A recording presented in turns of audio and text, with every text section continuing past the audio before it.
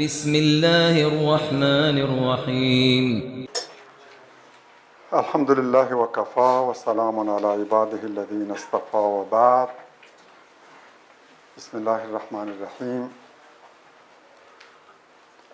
نن زموږ اوومه درسي حلقه ده.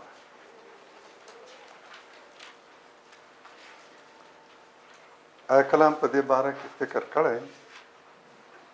چې که د ځمکې پر سر د ټولو ژوو، انسانانو، حیواناتو، د ټولو نباتاتو او بوټو، ونو، د دې لپاره چې هره ورځ څومره اوبو ته ضرورت، پاکې اوبه،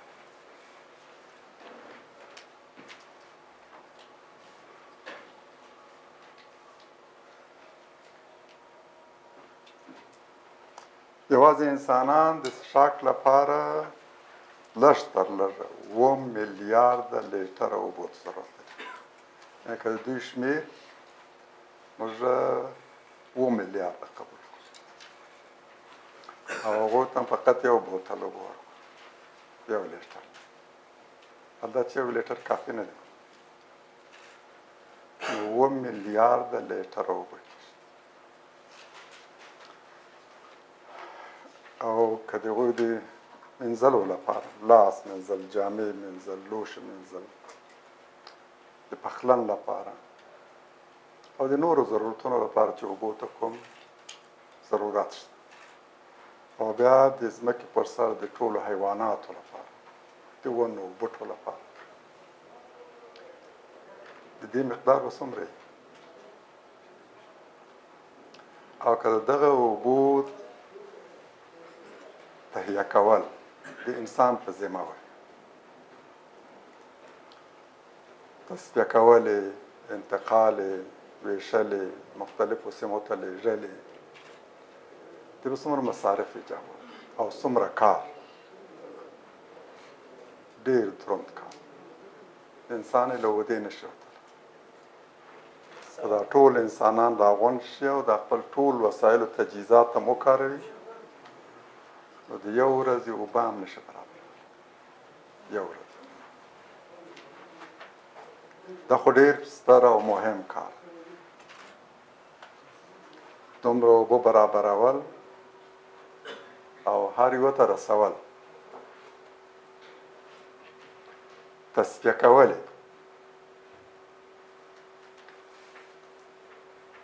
آیا قرآن په دې باره کې هم څه ویلي که نه؟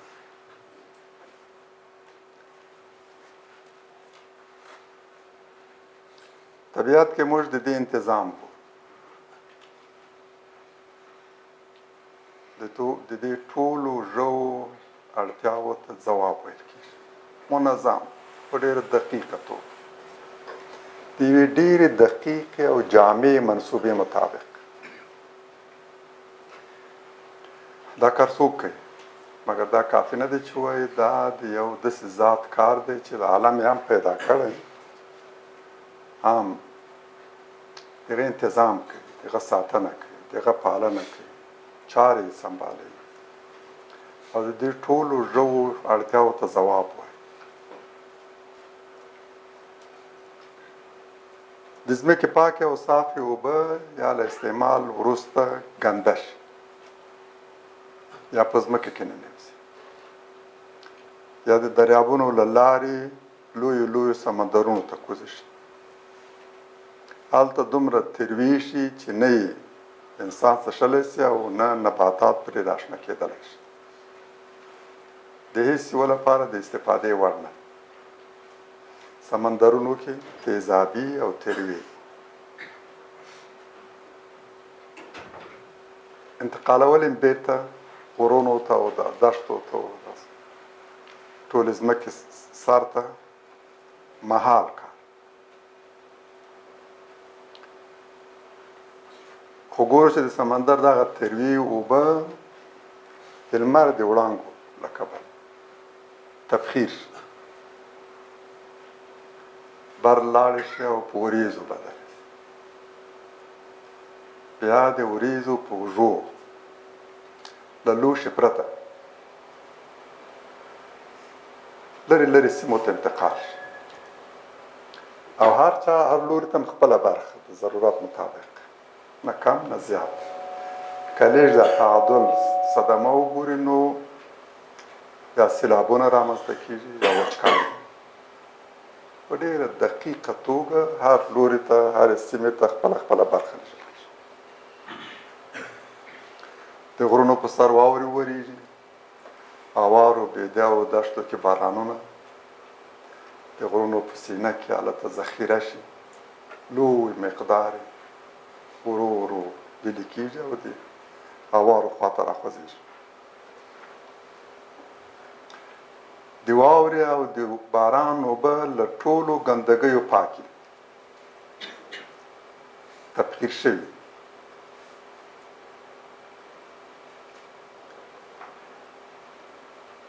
یقینا که دغه الهي دقیق منصوبه او نظام نه وای د ځمکې په سر ژوند ممکن اوس هم که معمولي تغییر په دې کې راسي د ژوند امکانات ختمی شي قرآن دغه حقیقت ته په دې الفاظو اشاره کوي وهو الذي ارسل الرياح بشرا بين يدي رحمته وانزلنا من السماء ماء طهورا الله هغه ذات دی چې بادونه یې د خپل رحمت نه وړاندې د زیرې په توګه راولېږي یعنې اول خوږ باد ولګېږي نرۍ نرمه سیلۍ او موږ ته زیری راکوي چې باران راپسې موږ ته د باران زیری راکوي او بیا له اسمانه اوبه نازلې پاکې اوبه صفا اوبه تسکیه شوي اوبه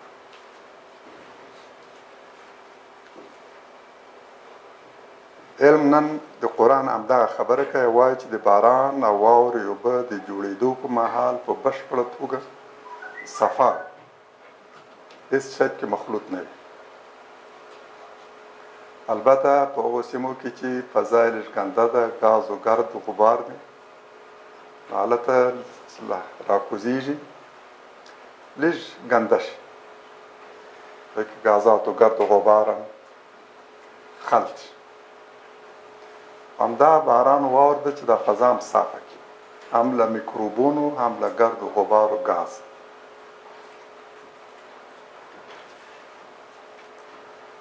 د چې الله تعالی فرمایي چې له باران نه له اسمان نه له هغه ځای چې وریځې دي له هغه ځای نه صفا اوبه رانازلوي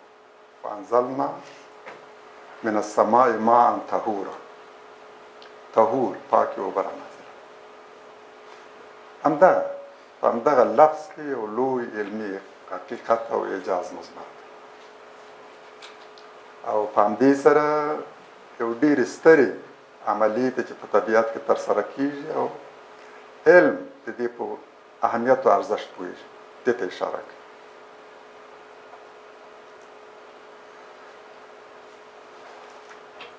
دا یقینا د قرآن یو ستر علمي اعجاز دی او دا موږ ته ښیي دا قرآن څومره دقیق دی هېڅ شی نه دی پرېښي هغه مهمه مسله چې انسان باید ورباندې پوه شي د انسان د ژوند او د طبیعت هر یو ته اشاره کړي که لږ انسان ځیر شو په دقت سره قرآن ولولي داسې وپوهه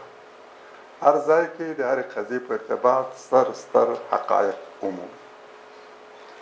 نن چې موږ هر لوري ته توجه کوو سترګې غړوو نو داسې وسایل مومو چې له اوسپنې جوړ شوي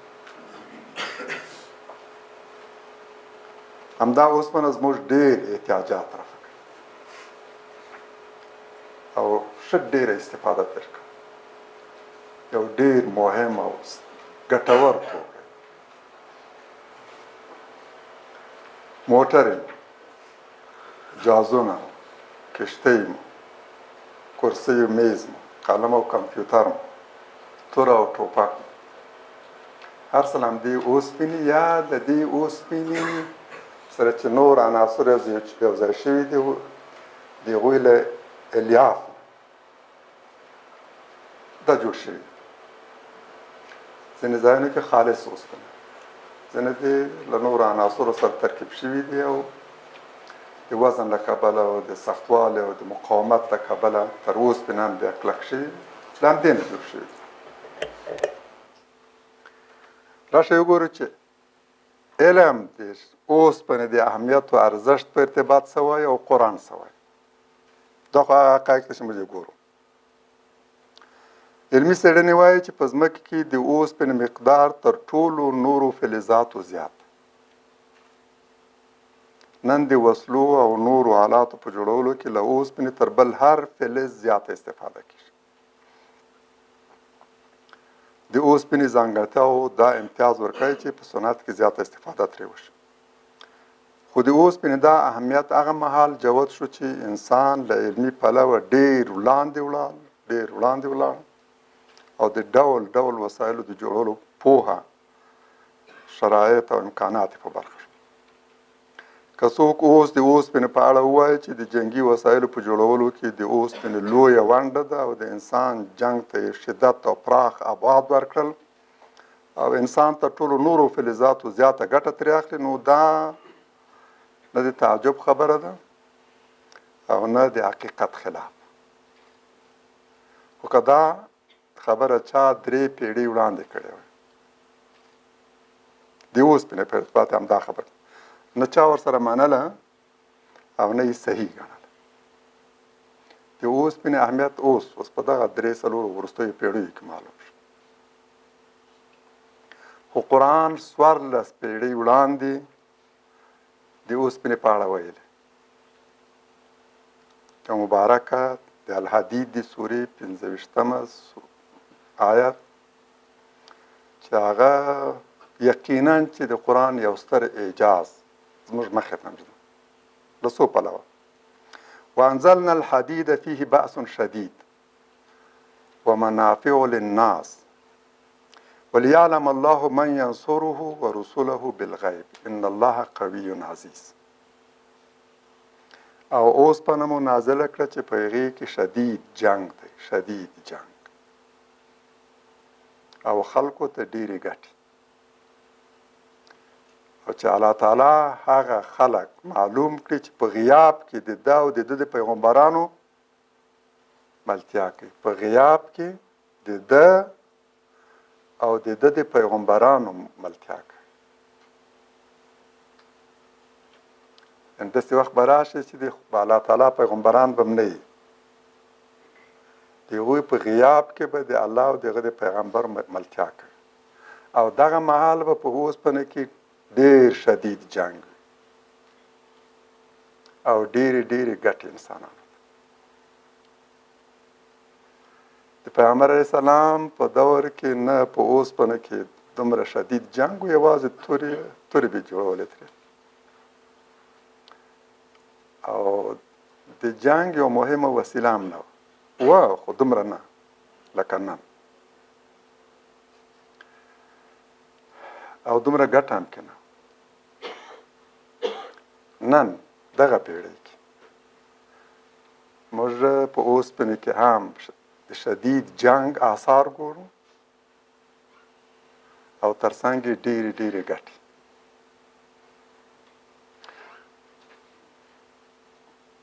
دا آیت نه یوازې د اوسپنې په اړه یوه وړاندوینه ده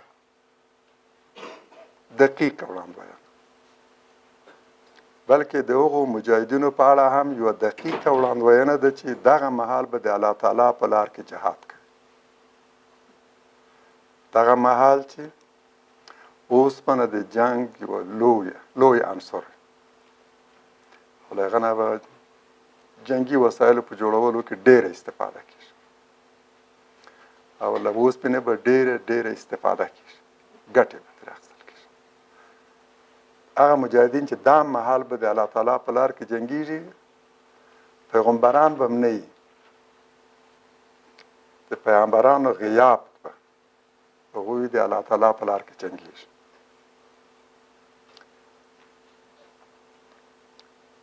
ځکه دلته د هغو مجاهدینو یادونه شوې چې د پیغمبر په غیاب کې او هغه مهال به د الله تعالی په لار کې جهاد کوي چې اوسپنه به د سختو جګړو مهمه وسیله وي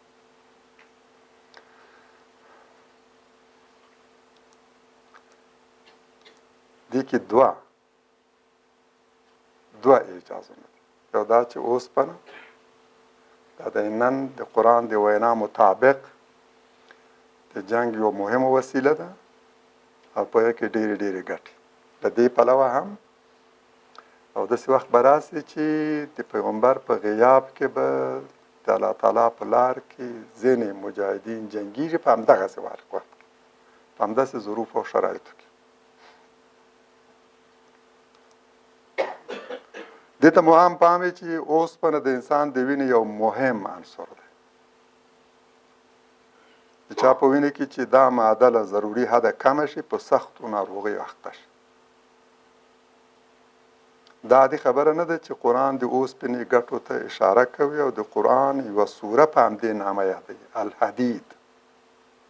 یوه سوره د قرآن د الحدید په نامه یاد شي. موږ اوسپنې ته ضرورت لرو، باید له ځمکې واخلو،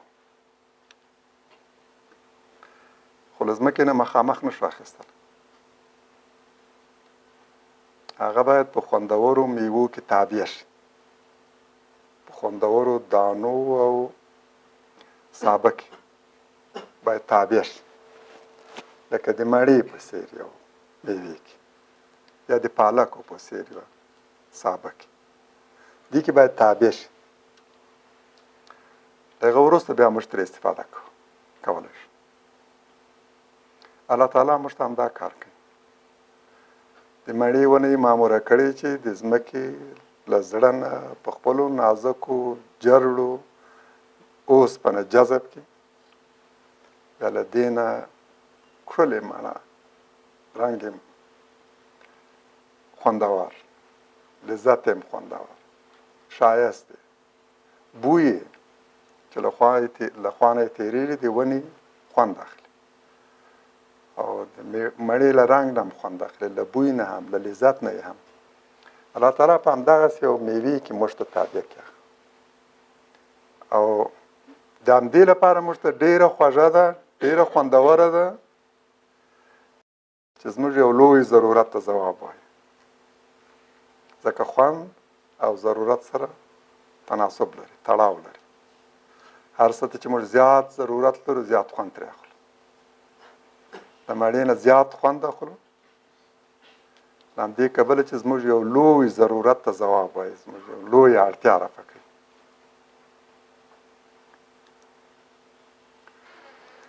دا راشئ وګورئ چې دا اوسپنه څه وخت کشف شوې، علم څه وایي او قرآن څه وایي. دا هم عجیبه خبرې که نه، چې قرآن د اوسپنې د کشف په باره کې هم یو څه ویلي. علم وایي چې کله انسان وتوانېد اوسپنه کشف، تخمینی تاریخ یې په ګوته کړی، خو آیا قرآن هم دې حقیقت ته اشاره کړې که نه؟ هو، قرآن دې حقیقت ته اشاره کړې.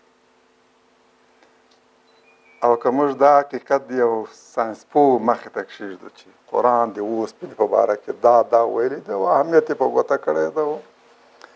او دقیقه نیټه یې هم ښودلې ده چې د چا په وخت کې او په کوم تاریخ کې دا اوسپنه کشف شوه،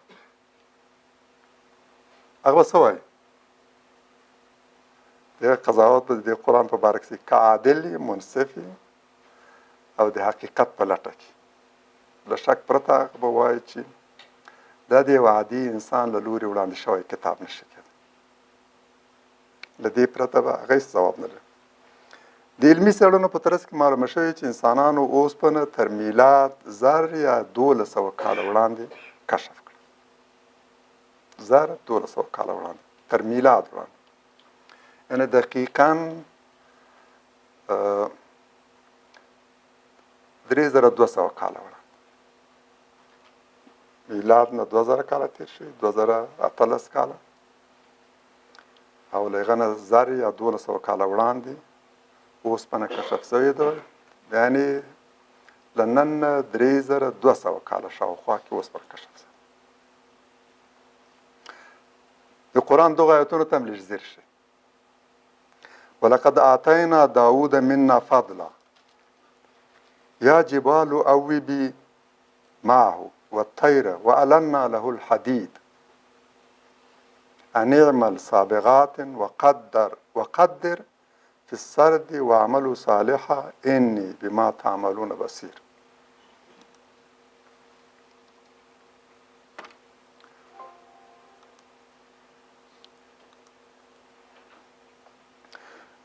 او یقینا چې داود ته مو له خپل لوري فضل ور په برخه کړ. ومو ویل ای غرونو له ده سره همغږي کوئ او مارغانو ته هم، او اوسپنه مو ورته نرمه کړه. اوسپنه مو داود علیه السلام ته نرمه کړه، یعنی د اوسپنې د ذوبولو توفیق مو هغه ته ورکړ. نرمه کول معنا هم دا ده، اوسپنه مو هغه ته د استفادې وړ وګرځول چې د هغه په لاس کې نرمه یې سره کوم غواړي هماغه شکل ورکړي. وعلنا له الحدید، چې زغرې جوړې کړه او کړۍ په اندازه ولګوه. د زغرو کړۍ هم اندازه کوه، په اندازه مناسب ځای کې ولګوه او نیک عمل کوئ، یقینا چې زه په هغه څه پوهېږم چې تاسو یې کوئ. د دې مبارکو آیتونو په ډېر وضاحت سره معلومیږي چې د اوسپنې کشف او د جنګي مقاصدو لپاره له هغې استفاده او زغرې ترې جوړول د داود علیه السلام په وخت کې پیل شوی. تاریخي څېړنې ښیي چې د داود علیه السلام د بعثت زمانه همدغه تر میلاد 1200 کاله وړاندې دقیقاً.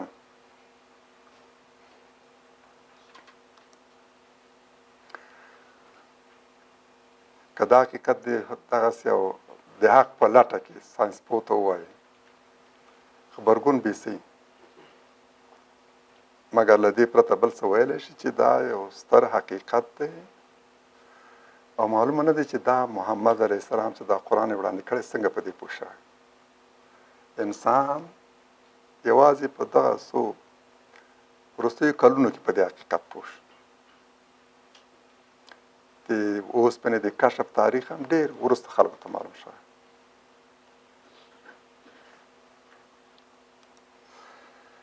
د قرآن یو بل آیت هم یو ستر ایجاز موږ مخې ته ږدي، هغه چې اسمان ته په اسمان کې د لارو یادونه کوي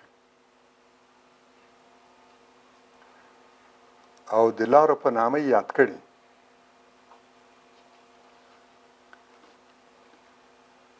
راشه وګورو چې دا نومونه څه مطلب افاده کوي او له علمي او ساینسي پلوه څه اهمیت لري او که نه. د قرآن دغه آیت ځیر شي، ولقد خلقنا فوقکم 7 طرائق. 7 طرائق و اسمانون نه وایو، و لارې. طرائق د طریق جمع، و لارې مو ستاسو له پاسه پیدا کړې. ولقد خلقنا فوقکم 7 طرائق وما كنا عن الخلق غافلین. او یقینا چې ستاسو له پاسه مو ول لارې پیدا کړي دي او موږ له پیدایش غافل نه وو. یعنې هغه مهال چې موږ اسمانونه پیدا کول او په دې کې مو ول لارې جوړې کړي، هغه مهال موږ ته حقیقت معلوم و، غافل نه وو. داسې نه وو لکه تاسو له دې حقیقت نه غافل یې، اما موږ غافل نه وو. یعنې هغه وخت چې موږ نن تر ډېر وخته پورې انسان نه پوهېده چې دا د طرایق په اسمان کې یعنې څه. طریق خو د تلو لار ده، مګر اسمان کې د تلو لارې شته. نن علم په دې پوه شوی دی، انسان اوس په دې پوه شوی دی چې او اسمان کې لارې دي او په میلیاردونو لارې طرائق دي.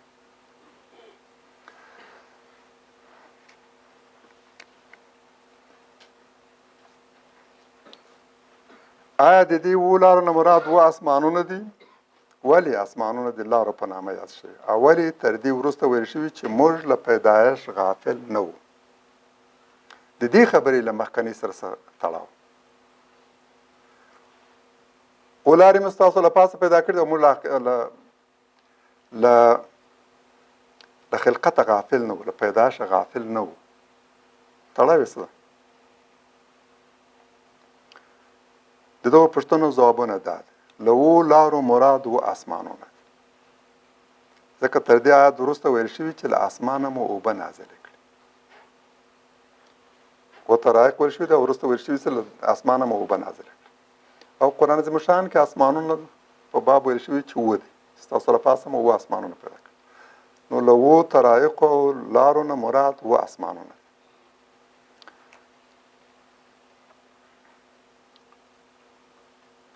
خو له اسمانونو مراد د ځمکې اووه مدارونه دي، ځکه دلته د ځمکې هغې فضا ته د اسمان نوم ورکړی شوی چې وریځې پکې خوځېږي او باران ترې راورېږي. د دې معنا دا ده چې دا د ځمکې اووه مدارونه چې په ځمکې را چاپېر دي، له همدغو ته اووه طرایق ویل شوي.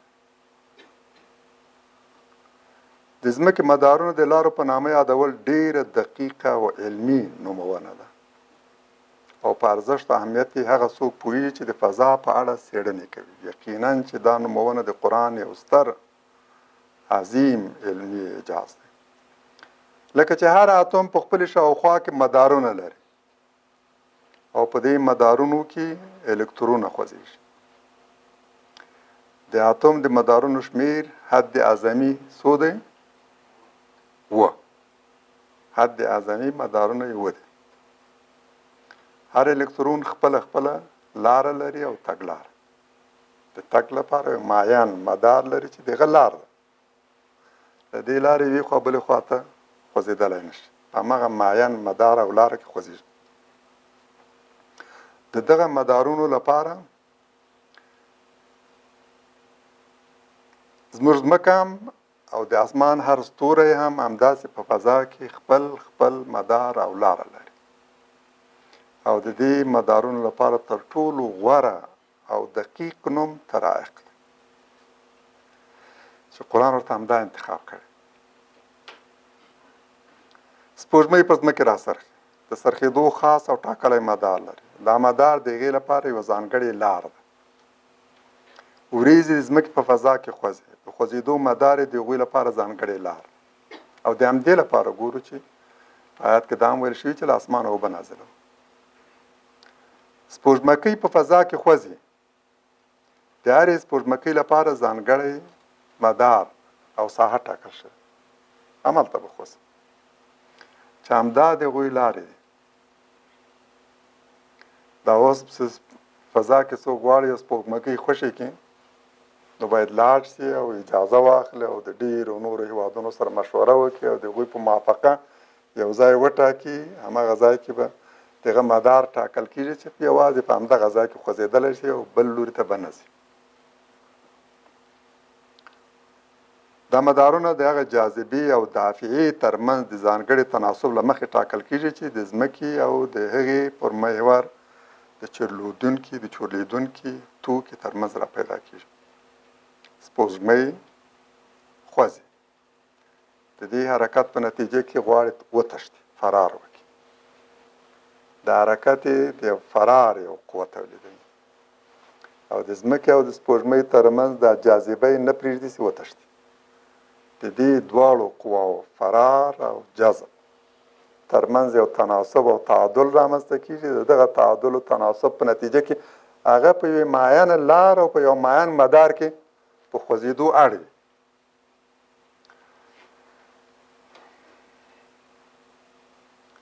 د آیات په پای کې دا فقره چې وما كنا عن الخلق غافلین او موږ له پیدایش غافل نه وو،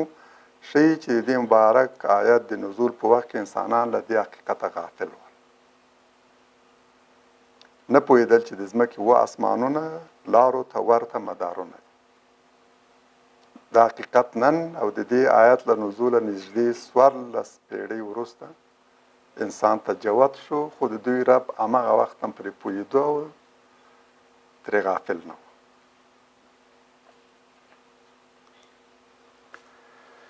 فضا، اسمانونه او لارې او قرآن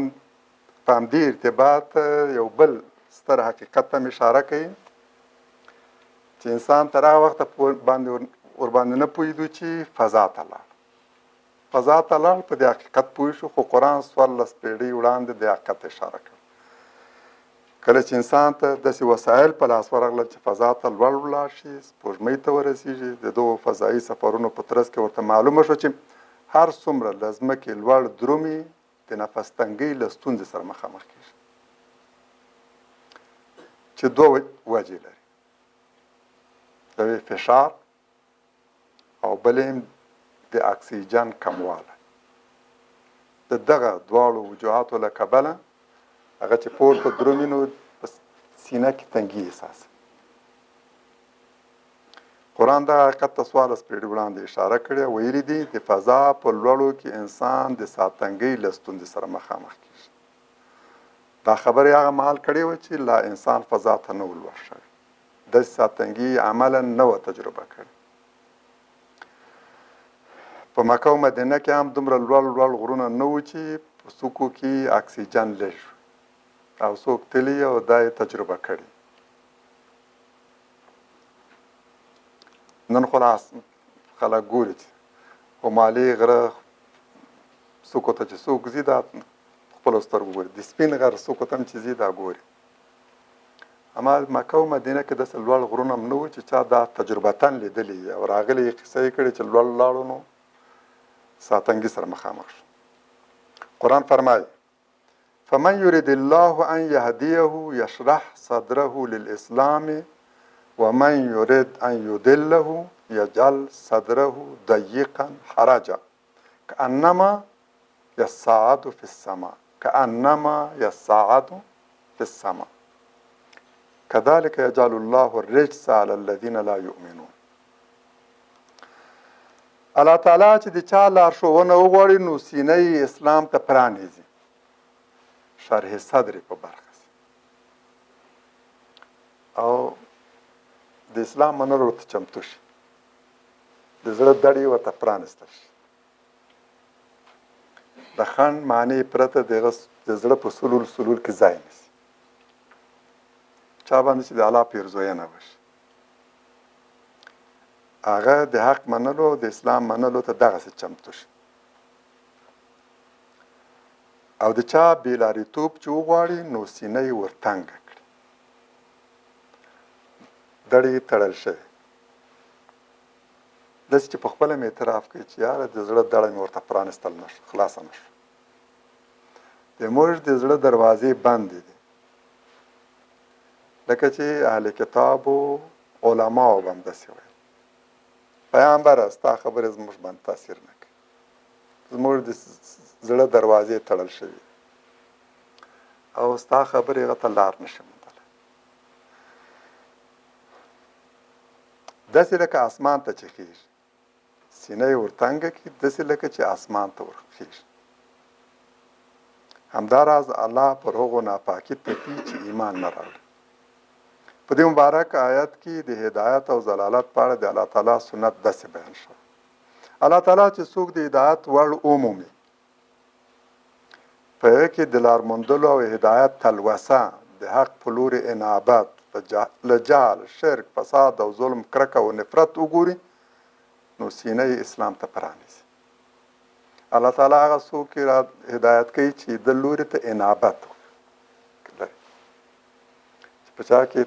د حق موندلو تلوسه یې، شوق، انابت، بس دغه سینه د حق منلو ته چمتو تیاره کړي او پرانیزي. څوک چې د هدایت وړتیا ونه لري، د بېلاریتوب له تیارو د وتلو اراده ونه لري، په زړه کې له باطل کرکه او د حقیقت موندلو تلوسه نه وي، نو الله تعالی یې سینه ورتنګه کړي، داسې لکه اسمان ته چې خیږي. د حق په لوري تګ ورته داسې بریښي لکه اسمان ته ختل، لکه لوړ غره باندې ختل، چې پښې ورسره یاري نه کوي، عزم و اراده یې ورسره یاري نه کوي. عظم یې سست شي، پښې یې هم سست دي، بر نشي تللی. د دې مبارکه دا وروستنۍ فقره د قرآن یو ستر علمي اعجاز دی. اوس او د دې آیت له نزوله 1400 کاله وروسته او هغه مهال چې انسان له ځمکې لږ د اسمان په لوري لوړ ولاړ او فضا ته وخوت، د حقیقت ورته معلوم شو چې اسمان ته د تلو په مهال د انسان سینه تنګېږي. دا ځکه چې هر څومره لوړ ځي اکسیجن کمیږي او د همدې په وجه انسان نفس تنګي احساس.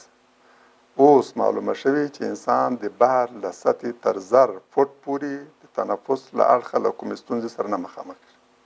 له 1000 تر 25,000 فوټ پورې هم تنفس کولی شي، خو تر دې لوړې ارتفاع کې تنفس ورته ممکن نه وي او د انسان په مرګ منتج کېږي. وجه د فشار کموالی او د اکسیجن نشتوالی. کله چې انسان تر دې لوړ ولاړ شي نو هلته له یوې خوا د فضا فشار داسې شي چې د ځمکې له سطحې زیات توپیر لري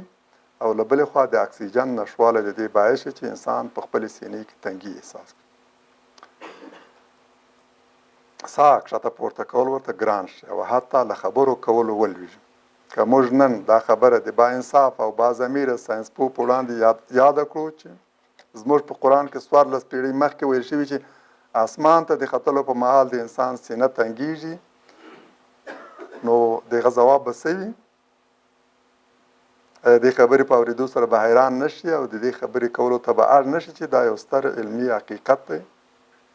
د هغه مهال انسان ته په دې حقیقت پوهېدا محال و. دا د هغه مهال د یو عادي انسان وینا نه شو کولی، نه شو ګڼلی.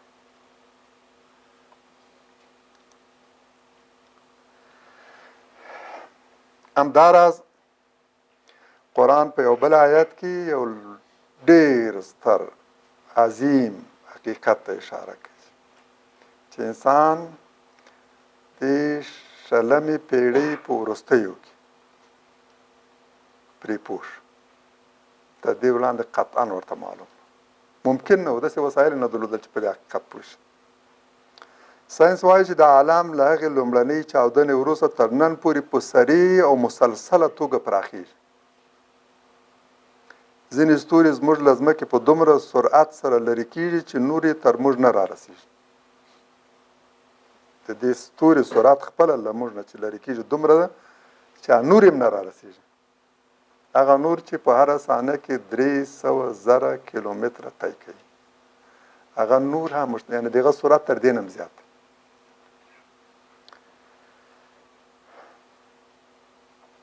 راشئ وګورو چې قرآن په دې اړه څه ویلي که نه، د دې عالم د پراخوالي په ارتباط په سریع توګه لمن خورېږي او ستر کېږي. د قرآن د آیت ته ذکر شوی والسماء بنیناها بأید وإنا لموسعون وإنا لموسعون. او اسمان مو په خپل لاس جوړ کړ او موږ یې پراخوونکي یو. دا موږ چې هغه یې پراخوو. الله تعالی په خپل لاس دا اسمان جوړ کړی او هغه ورته پراخوالی ورکړي. یعنی دا اسمان محدود نه ده، ثابت ولاړ نه ده، محدود شوی نه ده، بلکې ورځ په ورځ یې لمن خورېږي او په ډېر سریع توګه خورېږي. او همدا اوس هم موږ دغه پراخوونکی، یعنی اوس هم مسلسل هغه پراخو. د آیت هغه دا ده، آیت وایي چې الله تعالی د اسمان جوړ کړ او هغه یې پراخوونکی دی، یعنی په پرلپسې او مسلسله توګه پراخوالی ورکوي.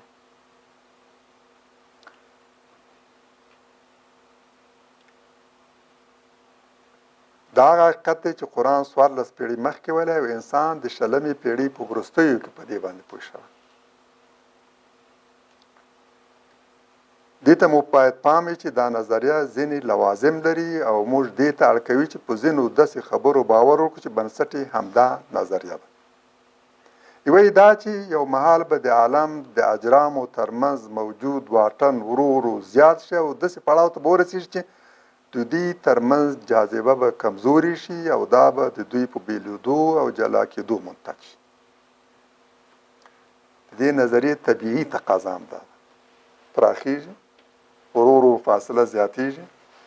په دې ترتیب د دوی ترمنځ د جاذبې قوه هم تضعیف کېږي، کمیږي.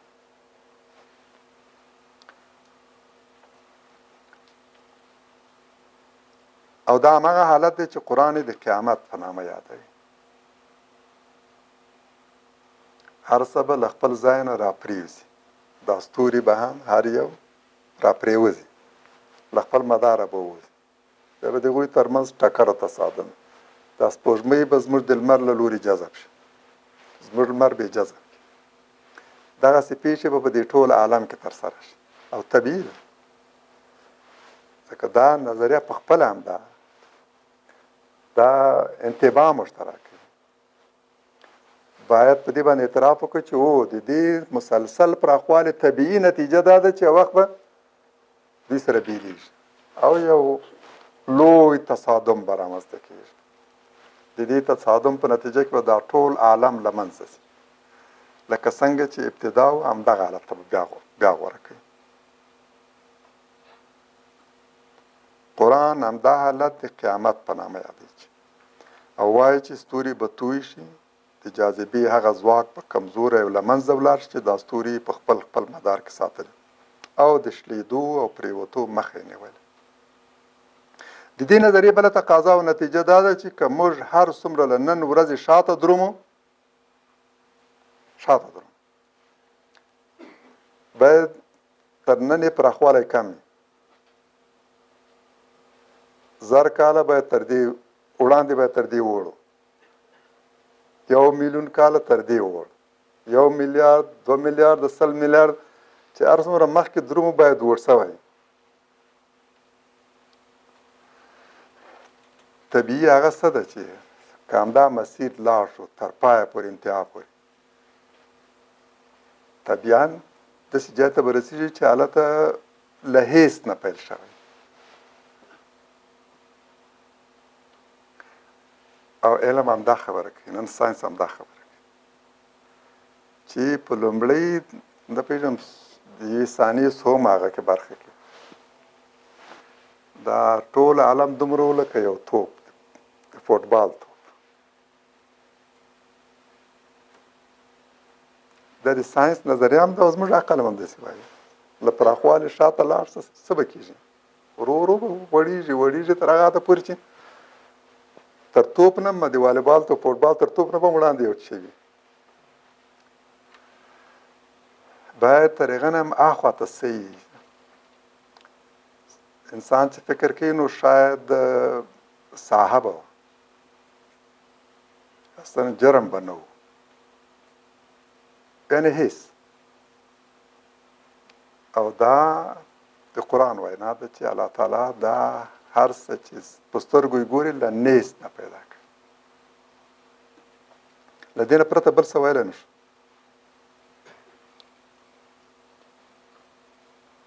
محققین او د ژور علمي نظر خاوندان او څېړونکي دې حقیقت ته په پام سره چې کائنات په مسلسل او پرلپسې توګه پراخېږي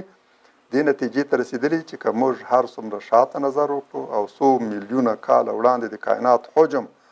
معلوم کړو نو دا به راته جوته شي چې هر څومره شاته درومو د کائنات پراخوالی او حجم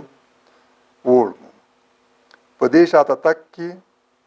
به سلګونو او زرګونو میلیونه کاله مخکې ټول کائنات د یوې وړې کورې په اندازه او تر هغه مخکې د فوټبال د یو توپ په اندازه او د بیګ بینګ له هغې سترې چاودنې څو ثانیې وړاندې به یې د یوې مڼې په اندازه ومومو. شاید دا خبره به ځینو ته ډېره حیرانوونکې او حتی د نه منلو وړ وبرېښي. قرآن وایي چې د ځمکې او اسمان د اوسني نظام له متلاشي کېدو وروسته به نوی اسمان او نوې ځمکه پیدا کړی شي. په نوي نظام کې به له یوې خوا ځمکه اواره وي او له بلې خوا تر اوسنۍ کچې ډېره پراخه، دومره چې دا ټول انسانان پرې ځای شي. د لومړي پیدایښت نه د قیامت تر ورځې پورې چې کوم انسانان د ځمکې په سر پیدا شوي د دوی لپاره یو دومره ستر میدان ته ضرورت شته چې دا ځمکه باید څو ځله ستره شي چې بیا دا ټول خلک په یو میدان کې راغونډ شي او ظرفیت یې همدومره راشئ د دې مطلب په وړاندې هم لږ توقف وکړو او وګورو چې نننی علم او ساینس په دې اړه څه وایي آیا له اوسني مقداره د ځمکې د مزید پراخېدو امکان ردوي او که یې تاییدوي ساینسپوهان وایي که د اتوم د زړه مرکز او هغو الکترونونو ترمنځ چې په چاپېر یې راچورلي موجوده او اوسنی واټن لږ زیات کړی شي متاسفانه ما د تصویرونه نه دي ځای په ځای کړي فرصت مې پیدا نه کړو چې د اتوم هسته ده په هغې کې پروتون او نیوترون او شاوخوا یې الکترون په یو معینه فاصله کې چورلي په یو مدار کې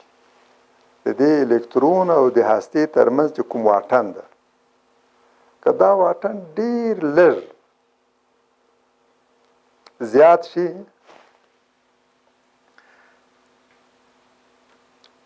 نو زموږ د ځمکې حجم به له اوسني مقداره په میلیونونو ځله ستر شي او که دا واټن لږ له اوسني مقداره راکم کړو نو حجم به د اوسني حجم میلیونمه برخه شي که لږ کم شي وړوکی شی به ترې جوړ شي او که لږ زیات یو ستره هستي به ترې جوړې شي که لږ زیات شي نو له یو انسانه به یو لوی غر جوړ شي او عجیبه دا ده چې په ځینې روایاتو کې راځي چې یو کافر به یو غاښ به یې دومره ستري چې یو عجیب هغه کې راځي یوازې یو غاښ دومره به ستر شي سړي ته خو داسې معلومیږي یو څوک چې داسې حقایقو ته پام نه کوي فکر کوي چې دا به هسې مبالغه یو چا ویلي اورېدلی دي خو دا د ګورو چې نن ساینس هم وایي که دا د اتوم د هستې او د الکترون ترمنځ لږ فاصله زیاته شي له یوه انسانه غر جوړېږي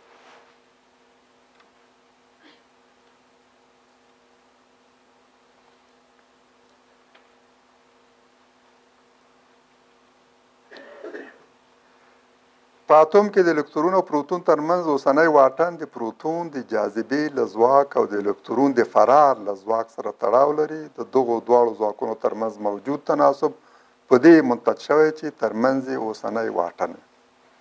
په دې ځواک کې تغییر د اتوم په حجم کې د تغییر باعث شي او د اتوم په حجم کې معمولی تغییر د اجسامو د حجم د ډیر زیاتوالي او کموالي باعث کیږي نو دا ځمکه همدغه ځمکه دومره سترېدلی شي چې دا ټول انسانان به دغه په غیږ کې راټولېدلی او ځایېدلی شي معمولی تغییر په یو اتوم کې دا ځمکه همدومره پراخولی شي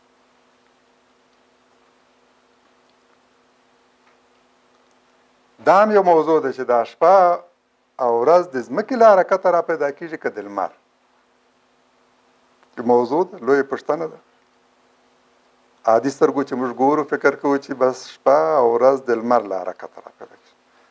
موږ ځان ثابت ګورو دا ځمکه مو ثابته ګورو او لمر خوځېدونکی فکر کوو چې دا لمر راپورته کېږي او د زموږ په ځمکې شاوخوا راچورلي ځمکه ثابت کړه او ولاړه او لمر او دا ټول ستوري خوځېدونکي خو حقیقت بل څه دی زموږ د خپل انتباه خلاف موږ ګرځو دا زموږ ځمکه ګرځي ځکه دا هر څه موږ ته د حرکت په حالت کې برېښي زموږ ځمکه له غرب نه شرق ته خوځي او دا څه چې ولاړ دي هغه راته داسې معلومیږي چې هغه خوځي په داسې حال کې چې دا زموږ ځمکه خوځي او هغوی راته متحرک برېښي دا اوس یو داسې مسلم حقیقت دی چې هیڅ څوک ترې انکار نشي کولی چې شپه او ورځ د ځمکې له حرکته را پیدا کېږي، نه د لمر له حرکت. ځمکه په هرو 24 ساعتونو کې یو ځل په خپل محور څرخي او له همدې حرکته شپه او ورځ را پیدا کېږي. خو آیا قرآن په دې اړه هم څه ویلي که نه؟ دې پوښتنې ته د ځواب موندلو لپاره د قرآن دغو آیاتونو ته ځیر شي. والشمس وضحاها والقمر اذا تلاها والنهار اذا جلاها واللیل اذا یغشاها. قسم په دغه لمر او په غرمه، قسم په دې سپوږمۍ چې ورپسې شي، قسم په دغه ورځ چې څرګندې کړي، قسم په دغه ورځ چې څرګندې کړي، لمر څرګند کړي. تعبیر ته شریش دقت وکړئ. قسم په دغه ورځ چې لمر را څرګند کړي، یعنې داسې نه دی ویلی شي چې قسم په دغه لمر چې ځمکه رڼا کړي، بلکې ویل شي قسم په ورځ چې لمر را څرګند کړي. قسم په دغه شپې چې په تیاره کې راونغاړي، شپه ده چې لمر په تیاره کې رانغاړي، یعنې دا شپه او ورځ د دې باعث کېږي چې لمر یا را څرګند کړي یا پټ کړي. تر دې وړاندې چې د دې قسمونو او د هغوی د ځواب په اړه څه وایو، غوره ده چې د 3 او 4 آیاتونو د الفاظو ترکیب ته ځیر شو چې د شپې او ورځې په اړه ځانګړې وینا لري. د دې په ځای چې ووایي د لمر په تلو راتلو سره شپه او ورځ راځي، برعکس وایي لمر ورځ لمر را څرګند کړي او شپه یې پټ کړي. د بیان په دغه اسلوب سره قرآن یوه داسې ستر حقیقت ته اشاره کړې چې انسان یوازې څو کاله دمخه په 19مه پیړۍ کې پرې پوه شو. انسان مخکې په دې نه پوهېدو چې شپه او ورځ په اصل کې د ځمکې 2 خاص حالتونه دي چې د ځمکې په حرکت پورې ارتباط لري، نه د لمر په حرکت پورې. دا د ځمکې حرکت دی چې کله د لمر د څرګندېدو باعث شي او کله د پټېدو. د بیان دا دقیق اسلوب نه یوازې د قسمونو له ځواب سره ژور ارتباط لري، بلکې له یو ستر علمي حقیقت هم پرده اوچتوي. لکه چې د ځمکې د شپې او ورځې باعث په خپله ځمکه ده، نه لمر. ستا د نفس د شپې ورځې باعث هم په خپله ستا نفس دی، نه بل څه. ستا خپل نفس یا هر څه درته شپه کي یا هر څه درته رڼا ورځ کټ مټ دغسې لکه دا ځمکه چې د ځمکې خپله حرکت یا هغه رڼه کي یا تیاره کي، یا ورځ راولي یا شپه، یا لمر ته مخامخ شي یا لمر مخ واړوي. د دې سورې د لومړۍ آیاتونو د قسمونو په اړه وضاحت به دا حقیقت تاسو ته مزید جواب کړي. دلته په څو شیانو لوړه شوې او ورپسې ویل شوي فالهمها فجورها وتقواها قد افلح من زکاها وقد خاب من دساها. نو د ده فجور او تقوا یې ور الهام کړه، انسان ته یې فجور او تقوا ور الهام کړه، یعنې دا یې دغه په طبیعت کې کښېښوده. فجور څه دی او تقوا څه دی، د دې الهام یې غته کړه. بېشکه بریالی شو هغه څوک چې پاک یې کړل، او بېشکه نامراد شو هغه څوک چې ویې لړل. چا چې خپل نفس پاک کړ بریالی شو، او چا چې ولړلو نامراد شو.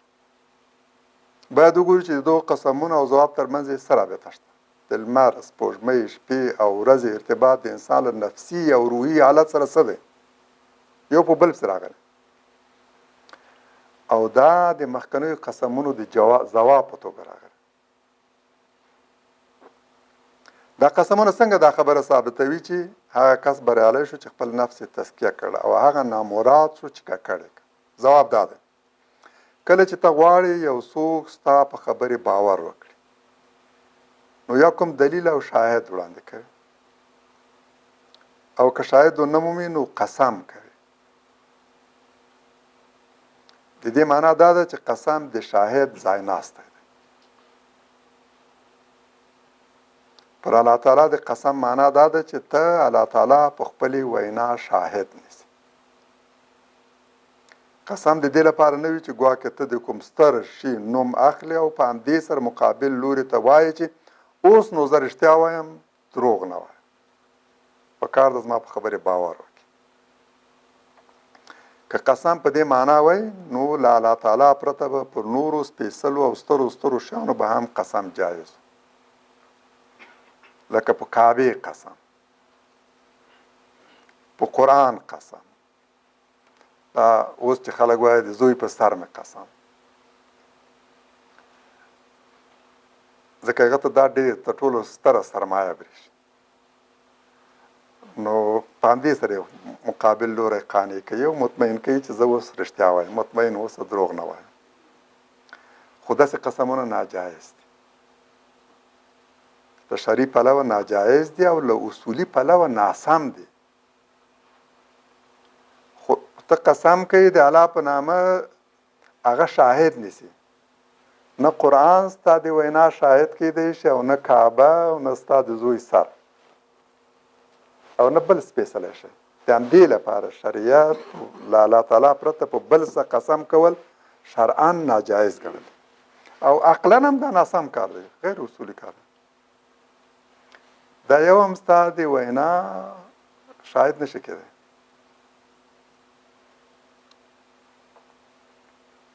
دلته په دغو شیانو د قسم معنا دا ده چې الله تعالی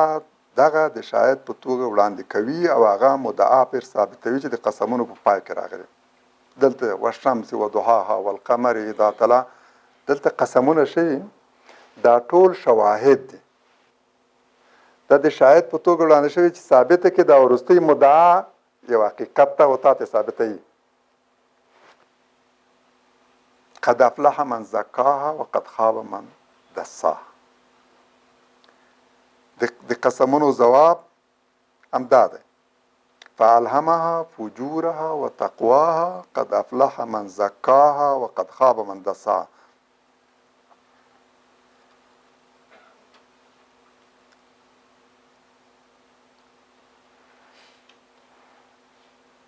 دلته د قسمونو ځواب دا دی، بېشکه بریالی شو هغه څوک چې نفس پاک او هغه نامراد شو چې ویې لړل. باید وګوري چې دغه شیان څنګه په دې خبرې شهادت ورکوي. لکه څنګه چې د دې عالم حکیم او علیم خالق ستا د ځمکې د روښانه کولو لپاره داسې لمر پیدا کړی چې نه یوازې ستا د ځمکې کور ته رڼا ورکوي بلکې حرارت هم ورکوي. د لمر له حرارت او نور پرته به ستا په تیاره او سړې ځمکې باندې ژوند ممکن نه و. همدا راز الله تعالی ستا د لارښوونې لپاره ستا په نفس کې د سالم فطرت او حساس ضمیر روڼ څراغ ایښی، داسې لارښود چې هم تا ته فجور درښیي او هم تقوا، ښه درته ښایسته و اشنا کړي او بد درته منکر، کرکجن او منفور. ته دا هره لحظه احساسولی شي. په بد باندې شرمیږي، ولې؟ او په نیکي باندې فخر کوي. وجه څه ده؟ څه به یي؟ دا ولې بد کار تا ته منفور شوی او که هغه تا ته منسوب شي احساس دې خجالت و شرم کوي، نه غواړي تا ته منسوب شي. دا له بد نه کرکه چې ده، دا ستا په طبیعت او فطرت کې الله تعالی دغسې یو ضمیر و وجدان شی ده چې بد درته منکر کړي، د هغه نه کرکه و نفرت لري او ښه درته ښایسته چې د هغه سره مینه لري او محبت لري، غواړي هغه خپل کړي او غواړي په هغه وستایل شي. دا چې ګناه نه انسان احساس د خجالت کوي، کافر هم کوي. ته که کافر ته مو وایې غل، دا نه خوښوي، ته د غلا صفت نه خوښوي. که ورته وایې دروغجن، دا نه خوښوي. که وایې بېوفا نامرد، دا نه خوښوي. او که ورته وایې خائن، عکس العمل شي. غل به مې خاین به مې خو چې په دې نامه یې تستایې عکس العمل درته شي د دې معنا دا ده چې دغه په دا وجدان کې داسې څه شته داسې یو معیار تله ملاک شته چې دا بد ورته بد برېښي که څه هم دی په بدو کې تر ستونې غرق الله تعالی د انسان په ضمیر کې دغسې یو روڼ څراغ یو رڼا ایښې ده وجدان چې د همدې وجدان له کبله هغه ته تقوا او فجور ښودل شوی د تقوا او فجور په باب قضاوت کولی شي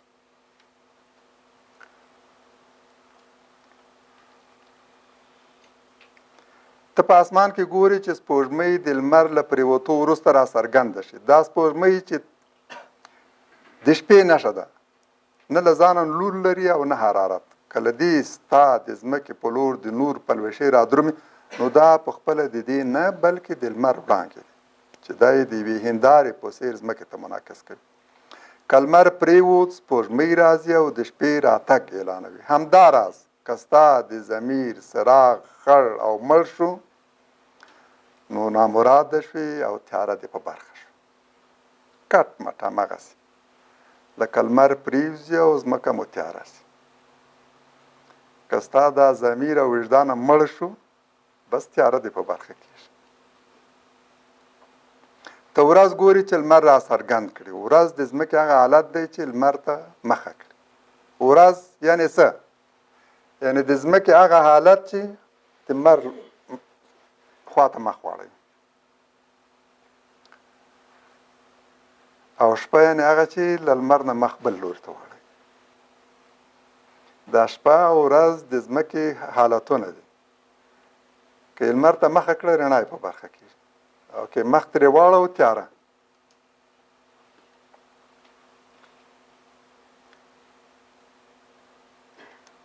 چې ورځې موږ هر څه پکې وینو هر څه ویش وده حرکت او خوځښت پکې پیل شي او بیا ته شپه ګوري چې لمر پټ کړي شپه د ځمکې هغه حالت دی چې لمر ته شا کړي او په دې سره له نور او حرارت محرومه او تیاره یې په برخه شي د خوځښت او حرکت ځای رکود او جمود ونیسي ستا نفس هم دغه حالت لري که دې تزکیه کړ او پاک صاف دې وساتو بریالی شو او که دې ولړلو نو ناکام او نامراد شو که تا د خپل نفس مر دا حساس ضمیر دا ویش وجدان لارښود څراغ روښانه وساتو نو رڼا ژوندون وده او ویښتیا به دې په برخه شي او که د خړ تت او دب کړ نو تیاره خوب رکود او جمود به درته مخه کړي کټ مټ د ځمکې سره هغه د ځمکې دا حالت د انسان د نفس له حالت سره تشبیه شوی همداراز ته په خپلې فضا کې لوړ او اوچت اسمان ګورې او تر خپلو پښو لاندې پرېوتې ځمکه ستا نفس هم دې ته ورته دوه حالته درلودی شي یا به لوړ درومي یا به له ځمکې سره نښلي یا به د ارتقا او رشد لار نیسي او عزت رفعت او سرلوړي ته به رسي یا به د زوړ سقوط هبوط او پرېوتو لار غوره کوي او د ذلت او سپکاوي په کنده کې به پرېوځي قرآن په ډیرو نورو ځایونو کې هم دې ته ورته د ځمکې په لوري دروند کېدل استثقلتم من الارض د ځمکې لوري ته دروند کېدل په ځمکې پسې نښتل او د هبوط او سقوط اصطلاحات هلته کارولي چې ذلت رذالت او سپکاوی افاده کړي ذلت ته غاړه ایښودل او په سپک ژوند د انسان رضایت تمثیل کړي او پورته تګ یې د معنوي ارتقا او روحي رشد لپاره کارول دا دی ګوري چې دا قسمونه له وی خوا موږ ته وایي چې شپه او ورځ د ځمکې په خوځښت پورې تړلي دوه حالتونه دي او له بلې خوا موږ ته لارښوونه کوي چې د انسان سقوط او ارتقا پرېوتا او لوړېدا د ده په نفسي او روحي حالت پورې تړلي حالتونه که مو کله په خوب کې ولیدو چې لوړ درومئ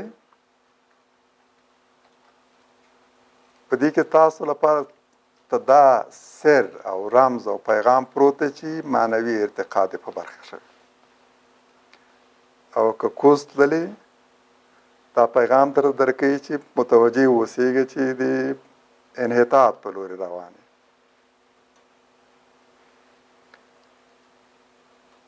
خوب رویا یو خاصه ژبه لري، خاص شفر رمزي، په هغې کې هر پیغام د یو رمز په توګه وړاندې کېږي. ارتقا، جګ تګ، د غرونو څوکې ته تګ، پرواز، دا د انسان معنوي حالت هغه کې تمثیلوي. لوړ روان او راکولې کېدلو، کوزېدلو، ټیټ تګ په ژور ځای کې پرېوتل یعنې انحطاط، معنوي او اخلاقي لحاظه یعنې پرېوتلو انحطاط. د قرآن په ګرش میاتونو کې به وګورئ چې د خپلو سترو اساسي مدعاو د اثبات لپاره همدا اسلوب کارولی او د قسم په توګه یې شواهد او دلایل د مخاطب مخې ته ایښي. د بیان دا اسلوب دومره دقیق او له علمي او ادبي پلوه دومره لوړ او اغېزناک دی چې د انسان اوج او حیرت پاروي او د قرآن په عظمت اعتراف ته یاد کوي. دومره اغېزناک چې له ډېره حیرت د انسان پوستکی ورته ځیږ شي. څوک چې لږ علمي او ادبي سلیقه لري د قرآن قسمونه به د علم او ادب په اسمان کې د ډېرو ځلاندو ستورو په څېر ومومي. باور وکړئ چې د قرآن هر قسم یو ستر علمي او ادبي اعجاز دی. ما د قرآن قسمونه ټول په یو کتاب کې راغونډ کړي، ټول قسمونه.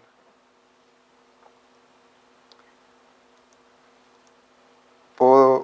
پلوشي کې هم د پلوشي یو امتیازي اړخ همدا دی.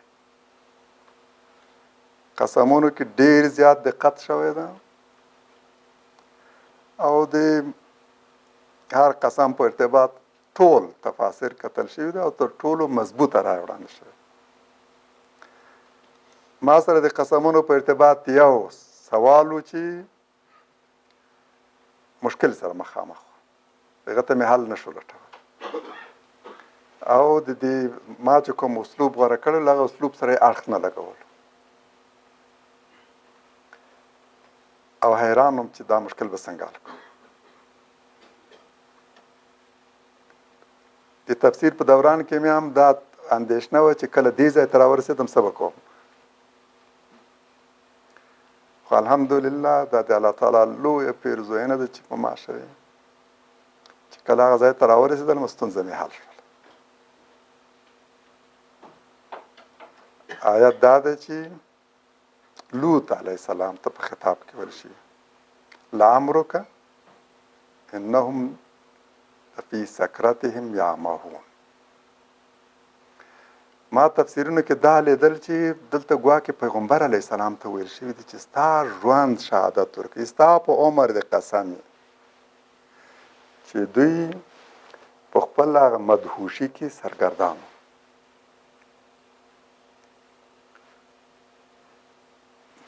دا څنګه د لوط علیه السلام د قوم حالت بیانوي او د پیغمبر علیه السلام پر ژوند قسم یادېږي او د دې دواړو ترمنځ تړاو چې دا تړاو مې نشو موندلی. خو چې راغلم خپله د سورې تفسیر ته او دغه ځای ته راوستم ګورم چې دلته خطاب لوط علیه السلام ته متوجه دی نه محمد علیه السلام ته. هغه ته ویل شوي دي چې دا ستا عمر شهادت ورکوي چې دوی په خپل ضلالت او ګمراهۍ کې سرګردان دي، ټول عمر دې تیر کړ دوی له دې خپل فساد او کفر نه راونه ګرځېدل، ستا د عمر شهادت ورکوي. او هغه ستونزه مې حل شول. یوازینی مشکل چې په دې ټولو قسمونو د قرآن کې درلودو د قسم او د ځواب ترمنځ تړاو راته جوت نه و، څرګند نه و، نو دغه یوازینی قسم. هیله مې دا ده چې که تاسو د قرآن پلوشې لولئ یا له دې نه هسې هم دا کتاب هم پښتو کې لیکل شوی هم په دري کې د قرآن قسمونه راشه یو ټوکه هم وکړو چې یو څوک دا کتاب یې لوستلی لیدلی دی چې لیکلی دی د قرآن قسمونه نو مولوي صاحب چې په یو ډلې پورې مربوط وای دا د اوس حکمتیار دا هم وایي چې د قرآن قسمونه د کتاب عنوان یې ټاکلی د قرآن قسمونه اوس هغه قرآن هم قسمونه کړ چا راته ویلی ما ورته ویل چې مولوي صاحب محترم دا قسمونه نه دي قسمونه دي هیله مې دا چې دا ولولئ او واقعیت دا دی چې دا هر قسم یو ډېر ستر اعجاز دی ادبي پلوه هم او علمي پلوه هم او له قرآنه سړی دغه ځای کې ډېر زیات خوند او لذت اخیستلی خو لږ هغه غواړي عقل غواړي سروش د بی بی سی فیلسوف نواندیش هغه د قرآن په یو 2 قسمونو باندې اعتراض کوي وایي دا یعنې څه د العادیات قسم باندې د العادیات اسپونو له دې سره څه چې انسان په مشقت کې دی والعادیات ضبحا فالمغریات قدحا فالمغیرات صبحا فاثرن به نقا فوسطن به جمعا ان الانسان لربه لکنود د دې ارتباط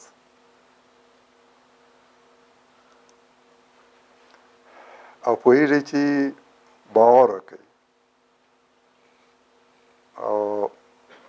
زه چې کله دا سوره لولم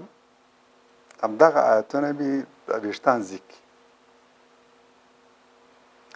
او دا احساس ورته پیدا کړي چې زه واقعا ډېر ناسپاس د الله تعالی د دې سترو پیرزویونو او نعمتونو په وړاندې ډېر ناسپاس دلته په دې قسمونو کې انسان هغه سوی ده چې دا آس ته وګوره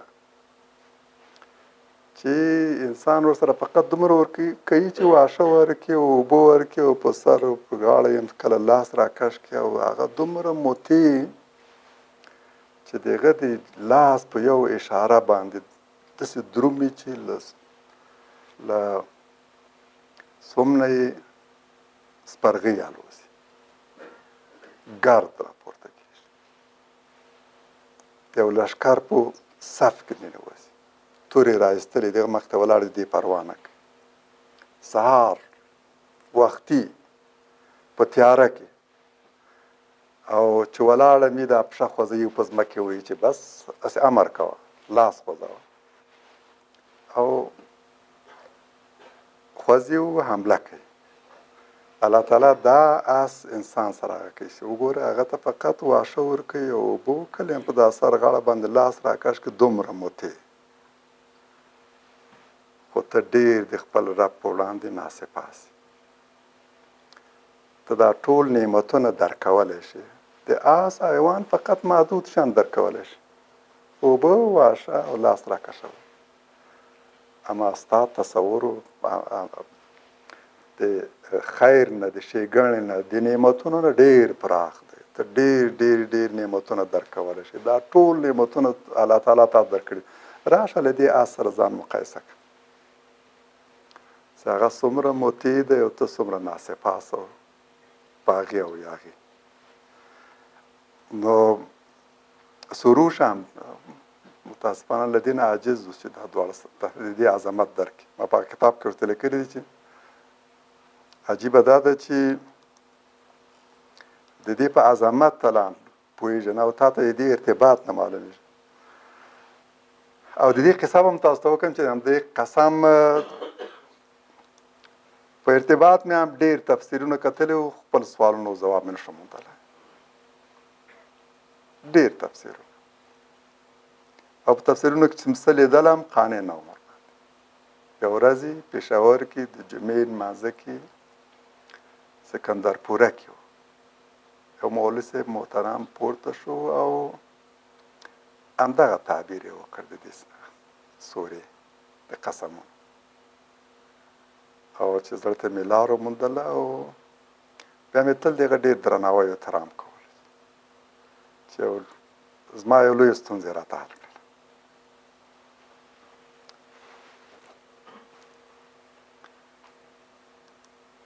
اکتفا کو په دې باندې لا مخکې لاړ څنګه بس یې کو صحیح همدې چې باندې ختمو ورونو سره که سوالونه وي هیله ده چې ځواب سبحانك اللهم وبحمدك نشهد ان لا اله الا انت نستغفرك ونتوب اليك